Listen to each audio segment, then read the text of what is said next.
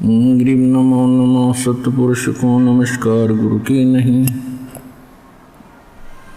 सुर नर मुनि जन साधुआं संतों सर्वस्ती नहीं। सतगुरु साहेब संत सब डंडो तम प्रणाम। आगे पीछे मध हुए तिनको जा कुर्बान। नराकार निर्विषम काल जाल वैभंजनम निर्लेपम निधि निर्गुणम अकल अनुवेशम दुनम। सोहम सुरति समाप्तम सकल समाना निर्तल। उज्ज्वल हिरंबर हरदमम बेपरवा अथाह वार पारनी मध्यतम। ग्रीव जो सुमर सिद्ध होई गणनायक गलताना। करो अनुग्रह सोई पारस पद परवाना। आदि गणेश मनाऊं गणनायक देवन देवा। चरण कमल लो लाऊं आदंत करूं सेवा। परम शक्ति संगीतम रिधि सिद्धि दाता सोही। अवगत गुण अतीतम सत्य पुरुष निर्मोही। जगदम्बा जगदीशम मंगल रूप मुरारी। तन मन अर्पों शीशम भक्ति मुक्ति भंडारी। सुर नर मुनि जन धावे ब्रह्मा विष्णु महेशा। शेष शेष मुख गावे पूज्य आदि गणेशा। इंद्र कुबेर सरीखा वरुण धर्म राय धावे। समर्थ जीवन जी का मन इच्छा फल पावे। 33 कोटि अधारा धावे शेष 88। उतरे बहुजल पारा कट है यम की फांसी। 33 कोटि अधारा धावे शेष 88। उतरे बहुजल पारा कट है यम की फांसी। कर जोरूं विनती करूं धरूं चरण पर शीश। गुरु जी राम देवानंद जी महाराज ने दियो नाम बख्शीश। कोटि कोटि सिजदा करूं कोटि कोटि प्रणाम। चरण कमल में राखियो मैं बंदी जाम गुलाम। कुत्ता हूँ गुरुदेव का रामपाल दास का नाम। गले प्रेम की जेवड़ी जहाँ खेचो वहाँ जाऊं। तो करो तो बावड़ू दूर दूर करो तो जाऊं। जो राखो तो ही रहूं जो देव सुख। जय इब कै सत गुरु मिले सब दुख आँखों रोय। चरणों ऊपर शीश धरूं कहूँ जो कहनी हो। कबीर साईं मिलेंगे पूछेंगे कुशलात। आदि अंत की सब कहूँ अपने दिल की बात। गुरु जी तुम ना भूलियो चाहे लाख लोग मिल जाएं। हमसे तुमको बहुत है तुम जैसे हमको नहीं। तुमरे विसारे क्या बने मैं किसकी शरण में जाऊं। शिव वृंच मुनि नारदा तिनके हृदय ना समाऊं। अवगुण किए तो बहुत किए करत न मानी हार। बावे बंदा बख्श दियो बावे गर्दन उतार। अवगुण मेरे बाप जी बख्शो गरीब नवाज।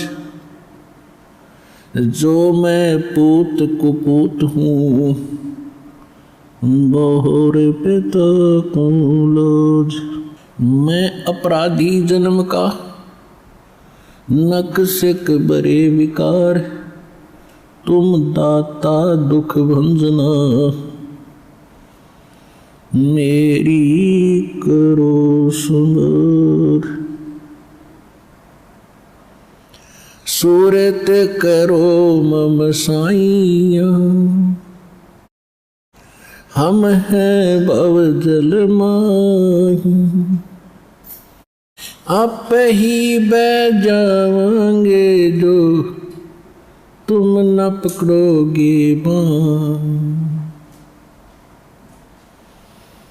हे बंदी छोड़ दयाल जी, तुम तक हमारी दौड़े, जैसे कागज हज का अब सूजत और निठोरे। परमपिता परमात्मा पूर्ण ब्रह्म, सारी सृष्टि के रचनहार कबीर साहिब, कबीर परमेश्वर, अल्लाहु अकबर, परम अक्षर ब्रह्म की असीम रजा से आप सभी पुण्यात्माएं अपने परम पिता को पहचान कर सतलोक आश्रम बरवाला जिला हिसार में उपस्थित हुए। धन्य है आपके माता पिता जिनसे जन्म हुआ, और धन्य है आपके पूर्व के संस्कार जिस कारण से भगवान प्राप्त हुआ। अब के आप यदि इस मार्ग को ढंग से अपनाकर आजीवन निर्वाह कर दोगे, आपका अंतिम जीवन है मनुष्य का, सदा के लिए सुखी हो जाओगे और सतलोक चले जाओगे, जहाँ कभी मृत्यु नहीं, कोई रोग नहीं, कोई वृद्ध अवस्था नहीं। वहाँ ऐसी ही सृष्टि है जैसी यहाँ पर है। ये डुप्लीकेट है, वो ओरिजिनल है। आपके वहाँ भी ऐसे परिवार बनेगा, सदा सुखी रहोगे, विमानों में चला करोगे। प्रत्येक प्राणी का वहाँ पर अपना इंडिविजुअल विमान है, इंडिविजुअल बड़े बड़े बाग और बड़े बड़ी कोठियाँ हैं। और हमारा वही स्वभाव है इस संसार में, इस गंदे लोक में, अस्थायी सटे में हम उन्हीं भावनाओं से ग्रस्त हैं। उसी सुख को हम यहाँ बनाकर स्थित और स्थिर होना चाहते हैं। ये हमारी भूल है, क्योंकि हमें तत्व ज्ञान नहीं मिला। भक्ति ना करके हम अन्य कामों पर, कार्यों पर अपना जीवन लगाते हैं, कोठी बनाते हैं, कई कई प्लाट लेकर के, कई कई एकड़ जमीन लेकर के, प्रॉपर्टी डीलर बन करके हम यहाँ सुखी और धनी बनना चाहते हैं। ये हमारे तत्व ज्ञान के अभाव की हमारी अज्ञान सोच है। उसके विषय में परमेश्वर ने स्वयं आकर बताया है, पृथ्वीपति चकवे गए जिनके चक्र चलंत, रावण सरीखे कौन गिन भाई ऐसे गए अनंत। सर्व सोने की लंका थी वह रावण से रणधीरम, एक पलक में राज बिराजी जम के पड़े जंजीर में। मन तू सुख के सागर बसरे भाई और न ऐसा ही असरे। परमात्मा ने बहुत ही शॉर्टकट में, संक्षिप्त में बुद्धिमान के लिए संदेश और संकेत दिया है कि आप जिस कार्य को प्रथम मानकर कर रहे हो कि ज़्यादा धनी बनूं, संसार में मेरी बहुत वैल्यू हो, महिमा हो, मेरी इज्जत बने, किस कारण से? बड़ी कोठी हो, बहुत बड़ा प्लाट हो, कोई फैक्ट्री लगी हो, तब मेरी महिमा बनेगी। परमात्मा कहते नहीं, ये भी भूल से ही आप ऐसी सोच रखते हो। जब आपको तत्व ज्ञान होगा उस समय आपकी ये अज्ञान सोच हटेगी और तत्व ज्ञान के ऊपर आपकी बुद्धि रुकेगी।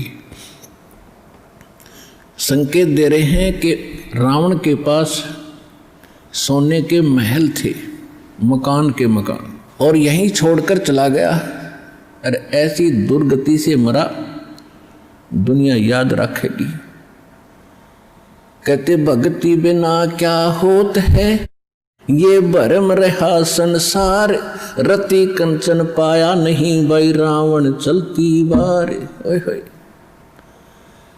कबीर सब जग निर्धना, धनवंता ना कोई, धनवंता सो जानियो जिस पर राम नाम धन होवे।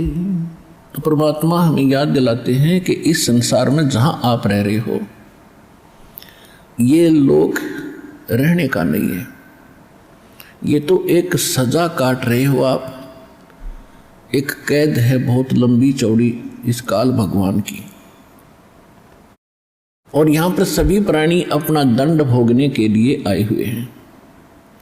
एक मानव शरीर ऐसा बनाया है परमात्मा ने, दया बख्शी है आपको, और इस काल भगवान को एक ऐसा रोग लगा दिया जिस कारण से ये आपको मनुष्य जीवन अवश्य देगा, अन्यथा ये मनुष्य जीवन भी नहीं देता, क्योंकि ये नहीं चाहता कि कोई भी प्राणी मेरे लोक को, मेरी कैद को छोड़कर और उस सुख स्थान पर चले जाएं जहाँ पर भगवान रहते हैं। इसलिए इसने सब अज्ञान फैलवा दिया, भगवान का नामो निशान मिटा दिया, इन बहुत माइनर पावर वाले, थोड़ी शक्ति वाले इन देवों को भगवान सिद्ध करवा दिया। तो उस अज्ञान को हटाने के लिए परमात्मा स्वयं आते हैं, और वो परमात्मा चारों युगों में आते हैं। सतयुग में सत्सुकृत नाम से परमेश्वर आए थे, त्रेता में मुनिंदर नाम था मालिक का, और द्वापर के अंदर करुणामय नाम से परमेश्वर इस संसार में प्रगटे थे। जब भी परमात्मा सत्यपुरुष कबीर जी अपने लोक से यहाँ आते हैं एक लीला करने के लिए, वो सह शरीर आते हैं और सह शरीर चले जाते हैं। इसी प्रकार परमात्मा आज से 600 वर्ष पहले, लगभग सन 1398 संवत 1455 ज्येष्ठ शुद्धि पूर्णमासी को ब्रह्म मुहूर्त में सुबह सुबह कमल के फूल पर, लहर तारा नामक एक तालाब के अंदर कमल के फूल के ऊपर आकर परमात्मा विराजमान हुए थे शिशु रूप में। वहां से उनको नीरू नीमा नाम के जुलाहा उठा ले गए थे, और धीरे धीरे जुलाहों के यहाँ पालन पोषण होने से उनका जाति सूचक नाम जुलाहा कबीर बना। और वो परमात्मा किस उद्देश्य से आते हैं? यथार्थ ज्ञान अपनी आत्माओं को समझाने, बताने, सुनाने के लिए आते हैं। वेदों में प्रमाणित है कि वो परमात्मा सचखंड में, सतलोक में, रित धाम में रहते हैं। वहां से सहशरीर आते हैं गति करके, विद्युत जितनी तीव्रता से वो यहाँ आकर प्रकट हो जाते हैं, और फिर यहाँ अच्छी आत्माओं को मिलते हैं, उनको तत्व ज्ञान से परिचित कराते हैं। ये वेद बताते हैं, और वो एक कवि की तरह आचरण करते हुए इधर उधर अपने अमृतवाणी का उच्चारण करके ऊंचे स्वर में लोकोक्तियों के माध्यम से, शब्दावलियों के माध्यम से, साखी और दोहों के माध्यम से अपना ज्ञान स्वयं सुनाते फिरते हैं, जिस कारण से उनको एक प्रसिद्ध कवि की भी उपाधि प्राप्त होती है, लेकिन वो परमात्मा होते हैं। और जिन अच्छी आत्माओं को परमात्मा मिले उन्होंने भी यही गवाही दी है। पुण्यात्माओं, परमात्मा का पाना बहुत आसान है। अज्ञानता के कारण हमारे धर्म गुरुओं ने इसको बहुत कठिन बना दिया था। हमारे सद्ग्रंथ बताते हैं सीधा सा मार्ग है, बिल्कुल सिंपल साधारण सा मार्ग है, रास्ता है, साधना है। परमात्मा का नाम जपना है, नाम से मोक्ष होगा। उसकी सहयोगी क्रियाएं हैं, ये 5 यज्ञ हैं, ये भी आप करते रहिए। इतना सा काम है, अपना घर गृहस्थ के अंदर भी जैसी जिसकी सेवा भगवान ने दी है, ड्यूटी दी है, उसको भी करते रहिए और आपको सफलता मिलेगी। जब हम महादुखी हो जाते हैं भक्ति ना करके, और हमें जब तक सुख होता है तब तक तो हमारे पुण्य चलते हैं, जब पुण्य समाप्त हो जाते हैं तो हम दुखों का पहाड़ झेल रहे होते हैं। तो उस समय चाहे राजा भी क्यों ना हो, वो परमात्मा की ही शरण जाने की सोचता है। उसको मालूम है कि परमात्मा एक परम शक्ति है और वो दुखी को सुखी करता है। और आप यदि पहले ही भगवान की शरण में होगे तो दुख होंगे ही नहीं। जब तक हम कबीर परमेश्वर की शरण में नहीं आते तब तक हमें अपना प्रारब्ध ही प्राप्त होता है, यानी पूर्व जन्म के अच्छे और बुरों का फल ही मिलता है। और जब हम परमेश्वर कबीर जी की शरण में उनके कृपा पात्र परम संत के माध्यम से आते हैं, फिर पाप कर्म हमें प्रभावित नहीं करते, हमारे केवल पुण्य ही फलते हैं। और प्रारब्ध के अंदर कोई ऐसा बुरा कर्म हमें हानि करने वाला होगा तो वो भी परमात्मा समाप्त कर देते। इसलिए हम भगवान को खोजा करते हैं, इसलिए भगवान की तलाश किया करते थे कि हमें कोई कष्ट ना हो। और भक्ति भी कर रहे हैं और फिर कष्ट जो के तू आ रहे हैं, तो या तो वो भक्ति ठीक नहीं, वो भगवान पूरा नहीं, या फिर आपकी कोई भक्ति में त्रुटि है। इन 3 कारणों से ही हम दुख उठाते हैं। तो कहने का भाव यह है कि परमात्मा स्वयं आकर ज्ञान कराते हैं, और आपका सौभाग्य कि आप तो पहले ही मालिक की शरण में आ गए हो। जब हम परमात्मा की शरण में आ गए तो घर के काम भी पहले से अच्छे होंगे, क्योंकि हम दुखी होकर भगवान से सुख ढूंढने जाते हैं। आप सुख में आ गए या दुख में आ गए, तो अब तो दुख होगा ही नहीं। और जो हो भीगा कोई कर्म सख्त होगा, हल्का करके टाल देंगे। परमात्मा के गुणों में ऐसा लिखा है, और वो यहाँ आपको प्राप्त भी होगा। तो इसलिए कहा गया है कि दुख में सुमरण सब करे, सुख में करे ना कोई।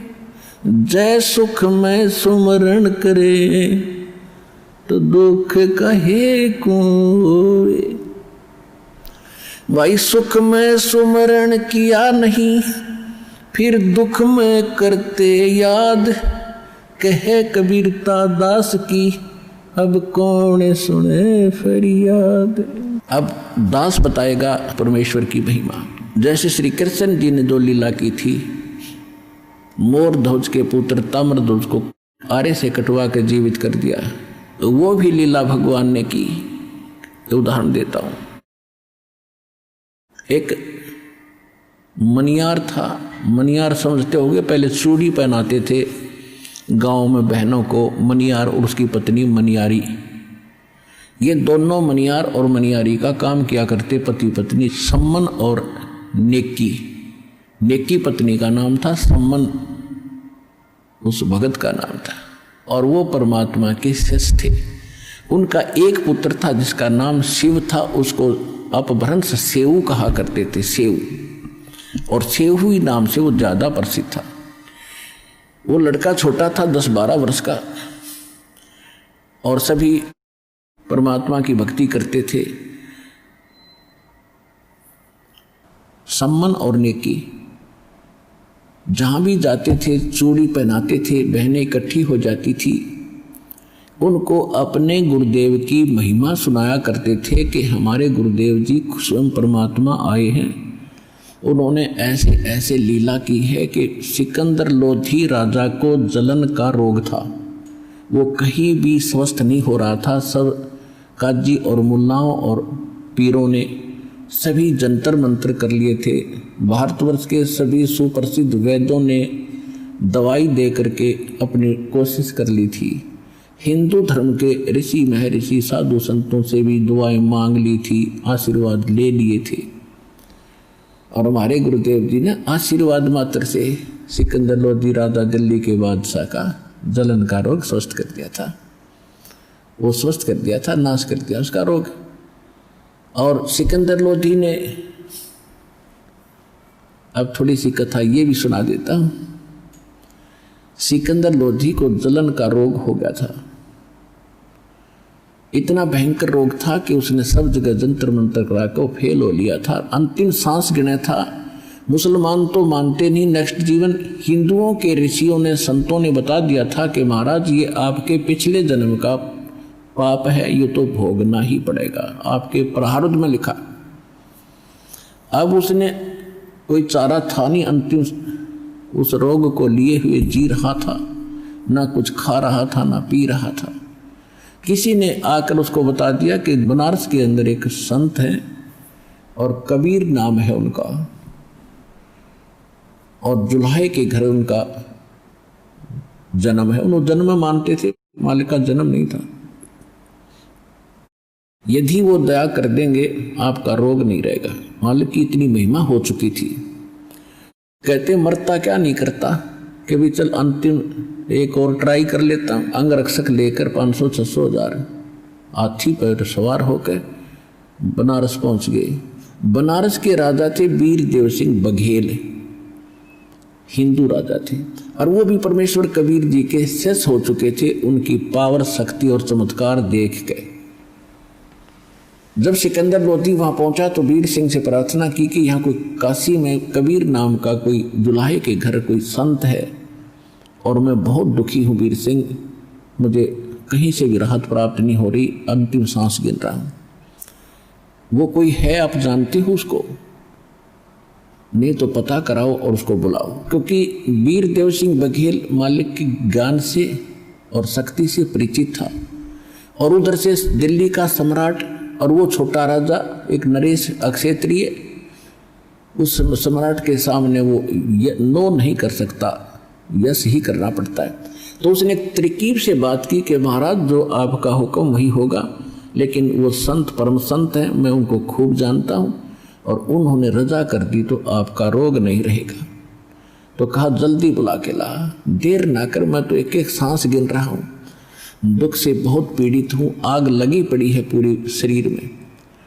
तब वीर सिंह ने कहा कि जो आपका हुक्म वही होगा राजन, लेकिन कहते हैं मैं सुनता हूँ उनके विचारों को कि संत साधु को बाई ऑर्डर नहीं बुलाना चाहिए, और यदि हम बाई ऑर्डर बुला भी लेंगे, उन्होंने रजा नहीं बख्शी, तो हम वहीं के वहीं फिर रह जाएंगे।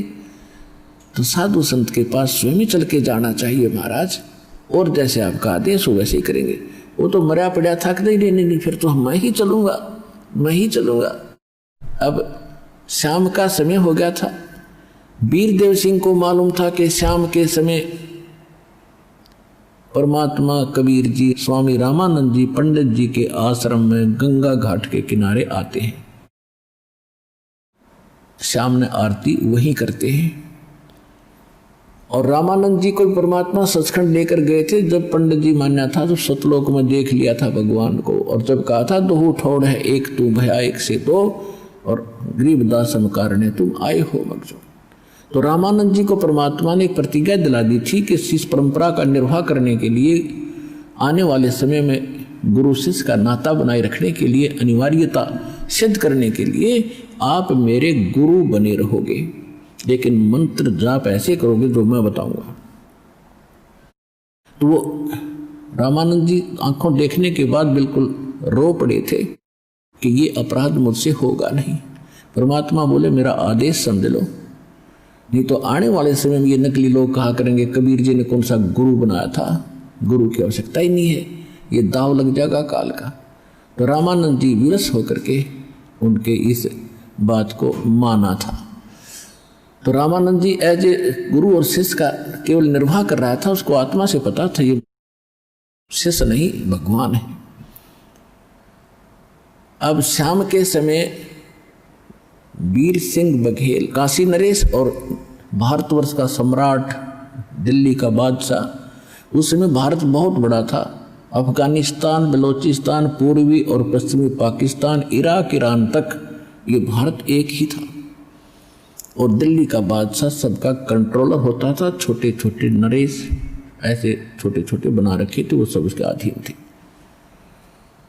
दिल्ली का बादशाह और सिकंदर लोधी और साथ में वीर देव सिंह बघेल, ये दोनों चल पड़े आश्रम की ओर। कबीर साहब तब तक पहुंचे नहीं थे उस रामानंद जी के आश्रम में। तो वीर देव सिंह को मालूम था कि रामानंद जी मुसलमानों से नफरत करते हैं, और मैं कहूँगा तो ये मेरे से नाराज हो जाएंगे।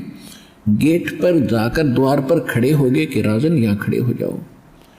द्वारपाल खड़ा था, सेवक उससे कहा भाई स्वामी जी से कहिएगा दिल्ली के सम्राट सिकंदर लोधी आए हैं, आपका दर्शन करना चाहते हैं। पहले तो उन्होंने पूछा कि कबीर जी आ चुके हैं, तो द्वारपाल सेवक ने कहा जी अभी आए नहीं हैं, आने ही वाले हैं। तो सिकंदर लोधी ने कहा कि चलो तब तक अंदर विश्राम कर लेते हैं, साहब संत के दर्शन करते हैं रामानंद जी के। तो वीरदेव सिंह बघेल ने कहा कि रुक जाओ, यहाँ का नियम है, पहले आज्ञा लेनी पड़ेगी महात्मा जी से। तो सेवादार से कहा कि भाई ऐसे कहिएगा दिल्ली के बादशाह आए हैं और कबीर साहब जब तक आएंगे तब तक यहाँ इंतजार करना चाहते हैं आश्रम के अंदर और आपका दर्शन भी करना चाहते हैं। अब द्वारपाल अंदर गया, शाम का समय था, मौसम ठीक सा था। बाहर उस आश्रम के अंदर वृक्षों के नीचे स्वामी जी बैठे थे आसन पे। रामानंद जी, द्वारपाल ने जाकर कहा महाराज ऐसे ऐसे दिल्ली के सम्राट सिकंदर लोधी आए हैं और वो आपका दर्शन भी करना चाहते हैं और कबीर जी से उन्होंने मिलना है, तब तक आपके इस आश्रम में इंतजार करने के लिए अंदर आना चाहते हैं। रामानंद जी ने कहा कि उनको कहो वो बाहर खड़ा इंतजार कर ले, वो मांस मिट्टी खाने वाले मलेच्छ हैं और हम इन मुसलमानों से को इस आश्रम में अलाउड नहीं कर सकते। अब वो बोलता उनने भी सुन रहा था क्योंकि इतना बड़ा आश्रम नहीं था, बगीचा ऐसा था, झोपड़ी डाल रहे थे एक दो। उन दोनों ने भी सुन लिया कि रामानंद जी ने नकार दिया। द्वारपाल ने आकर बताया कि महाराज जी ने आपको मना कर दिया क्योंकि आप मुसलमान हो और मुसलमान इस आश्रम में प्रवेश नहीं कर सकता।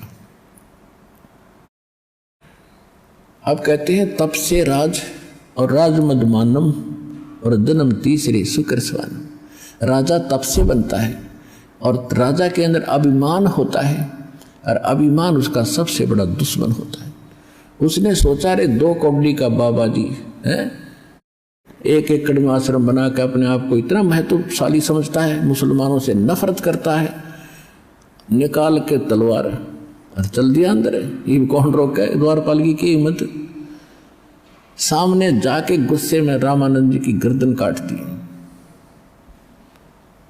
अब ये मन का सांग है, सारा मन का खेल है, ये पापी है मन, ये काल है, पहले जुल्म करवाता है और फिर उसका दंड भुगतवाता है।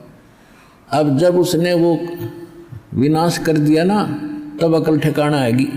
को तेरे की आया था रोग कटवाने, ये तो अब और बढ़ा ली समस्या।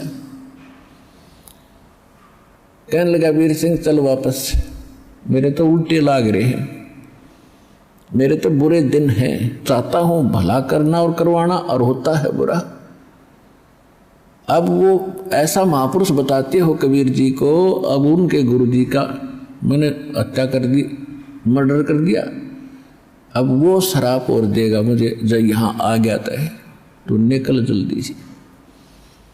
अब वीर सिंह क्या बोल रहे उस राजा के सामने, वापस चलने लगे। सामने से परमात्मा आ गए। अब देखो खेल दाता का, एक तीर से कितने शिकार करे। रामानंद जी की अकल ठिकाने लानी थी। अभी तक वो हिंदू और मुसलमानों को 2 समझकर नफरत करता था। जब तक हमारे अंदर ये राग द्वेष और घृणा है, हम मोक्ष मुक्ति नहीं पा सकते, वो भक्ति भी फेल होती रहती है। उधर से राजा को स्वस्थ करके उसका कल्याण करना था।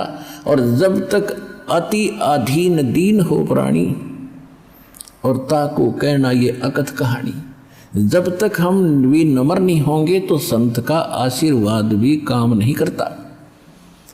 अब उसको नरम बनाना था, एक इतिहास बनाना था, अपना परिचय देना था कि I am God, I am Kabir God, ये परिचय देना था। जो ही वो बाहर निकले, दोनों नरेश सामने से परमात्मा आ रहे हैं। वीर सिंह जी पहले से शिष्य था, सारी क्रियाओं को से परिचित था। तुरंत दंडवत प्रणाम किया मुकुट समेत कबीर परमेश्वर के चरणों। अब मरता क्या नहीं करता। सिकंदर लोधी ने सोची यो है वो संत है, इबोर कोई चारा नहीं, चरणों में गिर निपटा गया सामने शेर। अब तुरंत वो भी मुकुट समेत चरणों में, दोनों चरणों में दंडवत प्रणाम करे। तब परमात्मा ने कहा कि हे राजन, हे दो दो नरेश आज कैसे गरीब के पास पहुंचे। और ऐसे करके दोनों के सिर पे हाथ रखा कि खड़े हो।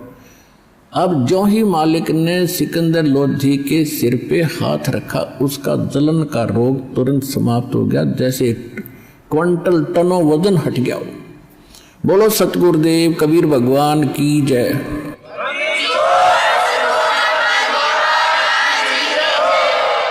अब वीर सिंह तो खड़ा हो लिया, सिकंदर ना उठे, क्योंकि उसको पता लगे तो अल्लाहू अकबर है, ये तो खुद भगवान आए हैं। ओए होए, आशीर्वाद से सब रोग नाश, ऐसा सोच शरीर हल्का फुल्का हो गया।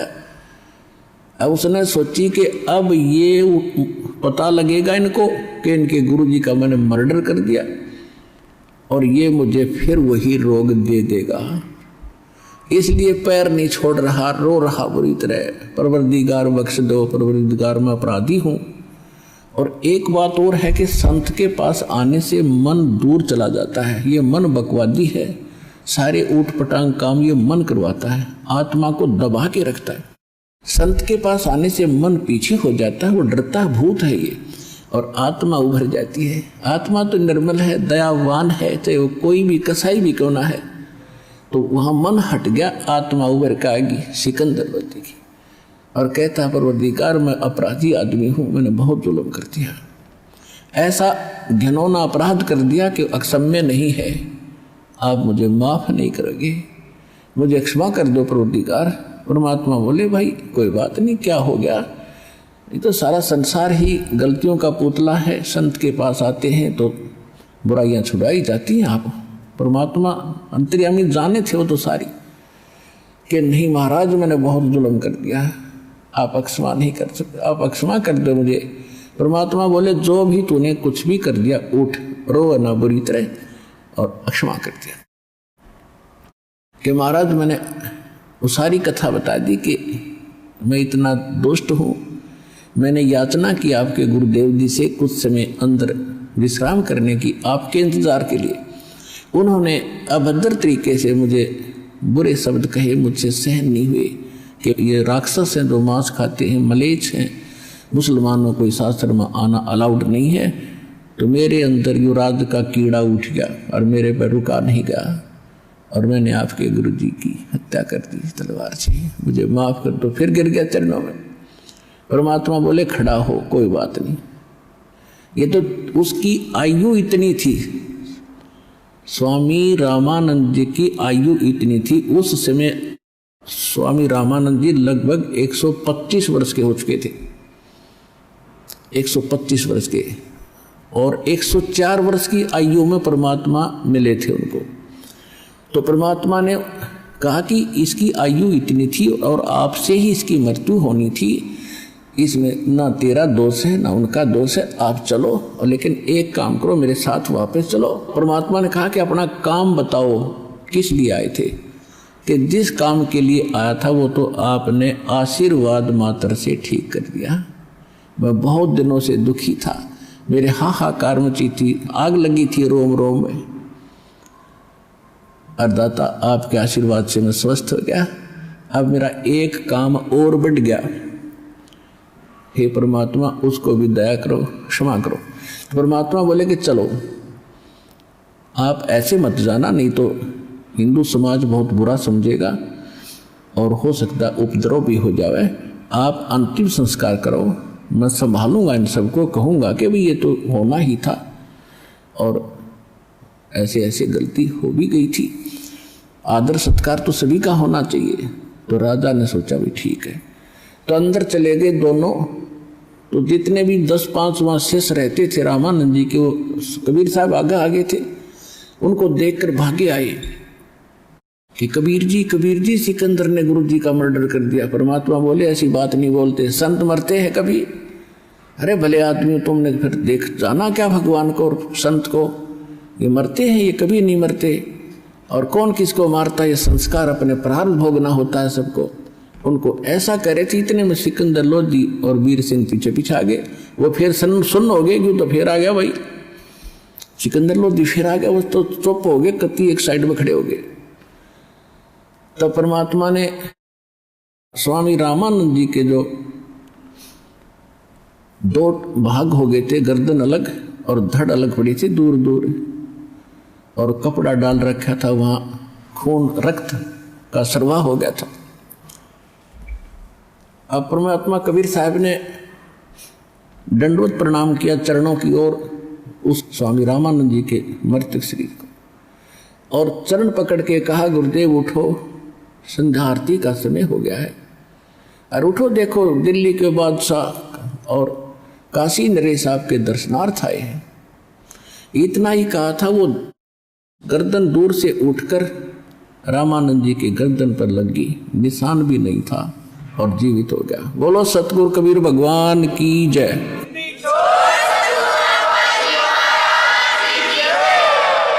अब सामने उठते ही उसने देखा सिकंदर लोधी फिर खड़ा है, फिर लाल आंख करने लगा। फिर इतने में परमात्मा ने कहा कि हे स्वामी जी, आप तो लीला कर रहे थे, आपको कौन मार सकता है। तो इतने में उसने नीचे ध्यान गया कि मैं तो मर गया था फिर, और ये मेरे शरीर से गर्दन कटने के बाद उनके शरीर से दो धारा चली थी, एक रुधिर की, एक दूध की। शरीर से तो या तो ब्लड निकलना चाहिए था। तो स्वामी रामानंद जी ने उस भगवान कबीर साहब से पूछा कि हे परवरदिगार, ये शंका का समाधान कीजिए कि ये दूध और रक्त ये ऐसे कैसे आया है, या तो रक्त होना चाहिए था सारा ही, ये दूध क्यों आया। तो परमात्मा ने कहा कि स्वामी जी, पहले आप केवल ब्राह्मणों को ही उत्तम मानते थे, अन्य जाति वालों को आप शेष नहीं बनाते थे, तो वह बड़ी कमजोरी थी। वो तो आपने दया कर दी सारे हिंदू समाज के ऊपर कि आप सबको दीक्षा देने लगे, और अभी भी आप में कमजोरी रह रही है कि आप मुसलमानों से नफरत करते हो, और जब तक नफरत शेष है मोक्ष नहीं हो सकता। इसलिए आपके शरीर में 50% प्योरनेस है, प्योरिटी है, आधे शुद्ध हुए हो, और जिस दिन आप पूरे मानव और प्राणियों को एक समझ लोगे उस दिन आप मोक्ष के अधिकारी हो जाओगे। इसलिए आप अभी अधूरे हैं दाता। रामानंद खड़े हुए और परमात्मा ने 1 घंटे प्रवचन किए। हिंदू और मुसलमान दो नहीं है, दो कहे जो नरक में जावे, एक खुदा के बच्चे हो तुम, सब एक घर से आते हो तुम, या अपने आप अलग अलग जाति और मजहब बनाकर भ्रमित हो जाते हो। हिंदू और मुसलमान सब परमात्मा के बच्चे हैं, ईसाई हो चाहे सिख हो, सिख तो जब तक थे नहीं। तो रामानंद खड़े हो गया, आँखों में पानी भर गया, और सिकंदर लोधी को सीने से लगा लिया, बेटा मेरे से गलती होगी, मुझे क्षमा कर देना, मैं बहुत निकम्मा था, आज मेरी आँख खुल गई। उसके बाद रामानंद जी ने किसी भी जीव के प्रति कोई घृणा नहीं रखी।